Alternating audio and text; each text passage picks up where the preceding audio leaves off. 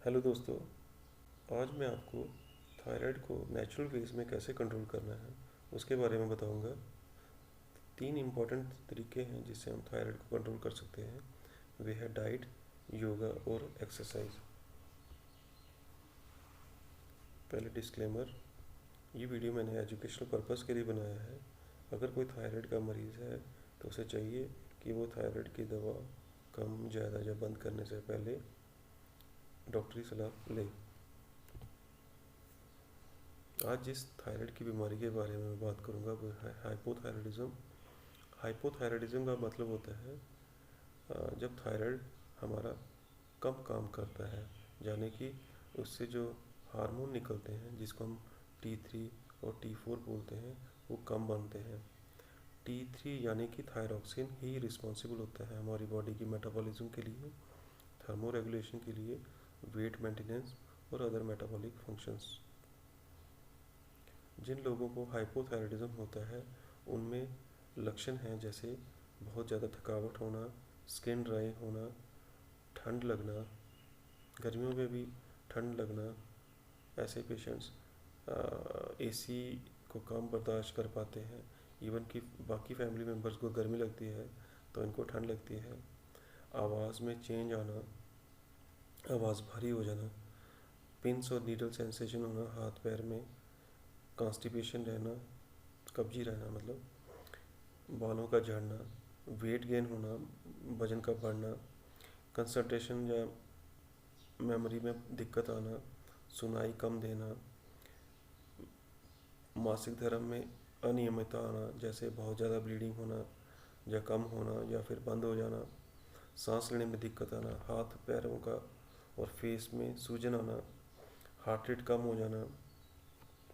ये कुछ लक्षण हैं जो कि हमें बताते हैं कि हमें हाइपोथायराइडिज्म हो सकता है। हाइपोथायराइडिज्म जो है यूजली फीमेल्स में ज़्यादा होता है एज़ कम्पेयर टू मेल्स। तो तीन इम्पॉर्टेंट नेचुरल वेज हैं जिससे हम थायराइड को कंट्रोल कर सकते हैं। वे हैं डाइट, योगा और एक्सरसाइज। डाइट में हमें पता है कि कुछ माइक्रो न्यूट्रिएंट्स हैं जो थायराइड के फंक्शन को कंट्रोल करते हैं, जैसे कि सेलेनियम, आयोडीन, जिंक, आयरन और मैग्नीशियम।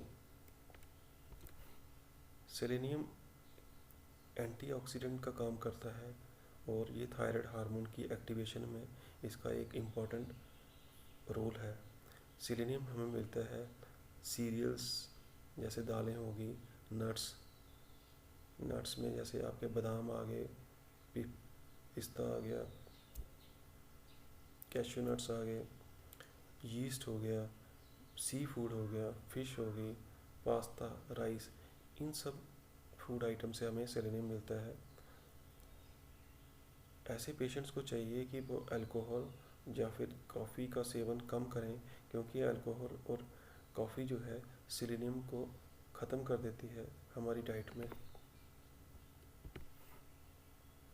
दूसरा माइक्रो न्यूट्रिएंट है आयोडीन। आयोडीन थायराइड हार्मोन की जो सिंथेसिस है उसमें एक इम्पॉर्टेंट रोल प्ले करता है। आयोडीन हमें मिलता है आयोडाइज साल्ट से, सी फूड से, सी वीड से। आयोडीन अगर बहुत ज़्यादा एक्सेस मात्रा में लिया जाए तब भी हानिकारक है, और अगर कम लिया जाए तो ये गाइटर या फिर हाइपोथायराइडिज्म हमें काज कर सकता है। तीसरा माइक्रो न्यूट्रिएंट है जिंक। जिंक जो है वो हार्मोन जो थायराइड के हैं उनके बनने में मदद करता है। जिंक हमें मिलता है मूंगफली से, बादाम से, दूध से और ग्रेन से।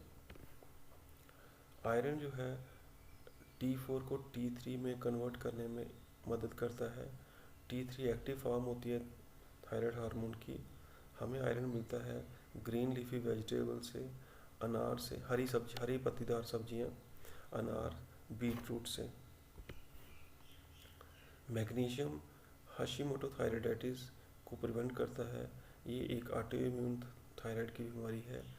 मैग्नीशियम हमें मिलता है एवोकाडो से, लेग्यूम से, होल ग्रेन से और हरे पत्तेदार सब्जियों से।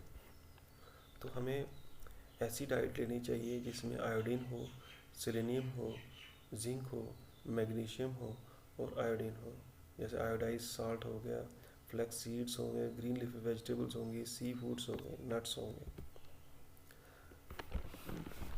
जो खाने की वस्तुएं हैं जो हमें नहीं लेनी चाहिए अगर हमें हाइपोथायराइडिज्म है, तो ये हैं जैसे कुछ वेजिटेबल्स हैं, सब्जियां हैं, जैसे शलगम है, फूल गोभी है, पत्ता गोभी है, ब्रोकली है।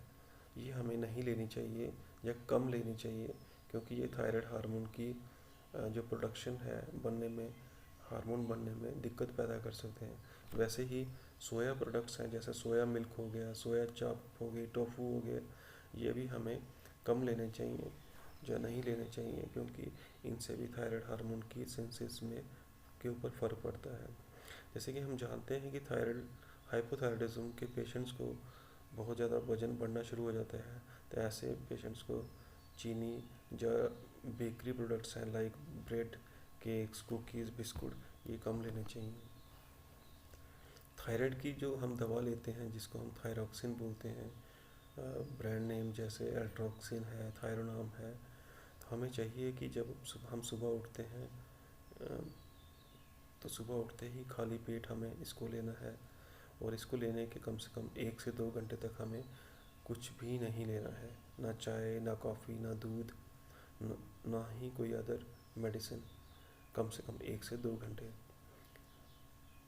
ऐसी दवाएं जिसमें कैल्शियम हो या कैल्शियम सप्लीमेंट्स हैं, वो थायराइड की मेडिसिन की अब्जॉर्प्शन को कम करते हैं, तो हमें चाहिए कि अगर हम अपनी डाइट में या हमें कैल्शियम की मेडिसिन अगर प्रिस्क्राइब की गई है, तो कम से कम 5 से 6 घंटे के बाद ही हम उसको, थायराइड की मेडिसिन लेने के 5 से 6 घंटे के बाद ही उसको हम कैल्शियम को लें।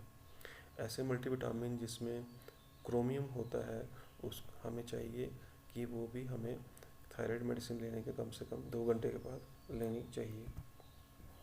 एक्सरसाइज और योगा बहुत महत्वपूर्ण है हमारे ओवरऑल हेल्थ के लिए। ये स्ट्रेस को कम करते हैं, थायराइड के जो लक्षण हैं हाइपोथायराइडिज्म के, उसको कम करते हैं, वेट को कम करने में मदद करते हैं। जब हमारा वेट कम होगा तो हमारी थायराइड की जो मेडिसिन है उसका डोज भी कम हो जाता है, क्योंकि हम जो थायराइड मेडिसिन का डोज एडजस्टमेंट करते हैं वो किसी भी पेशेंट के वेट के आधार पर करते हैं।